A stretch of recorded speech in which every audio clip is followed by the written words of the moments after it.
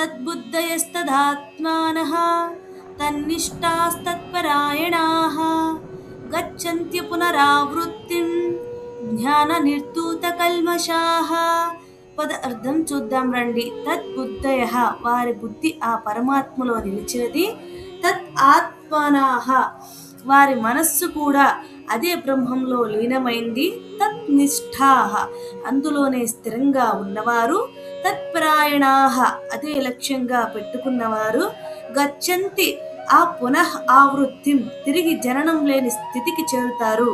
జ్ఞాన నిర్ధూత కల్మషాః జ్ఞానం ద్వారా పాపాలు తొలగిపోయిన వారు. ఇప్పుడు తాత్పర్యం చూద్దాం రండి. కృష్ణుడు చెప్తున్నాడు, అర్జున ఇప్పుడు జ్ఞానంలో స్థిరమైన వారి స్థితి విను. వారి బుద్ధి పరమ సత్యంపై నిలుస్తుంది. వారి మనస్సు అదే సత్యంలో లీనమవుతుంది. వారి జీవితం మొత్తం ఆ సత్యం చుట్టూనే తిరుగుతుంది. అర్జున వారు ఇంకేదీ కోరరు. వారి లక్ష్యం ఒక్కటే, పరమాత్ముడు. అలాంటి వారు జ్ఞానం ద్వారా తమ లోపల ఉన్న అన్ని దోషాలను తొలగించుకుంటారు. అప్పుడు వారు మళ్ళీ జననం చెందరు.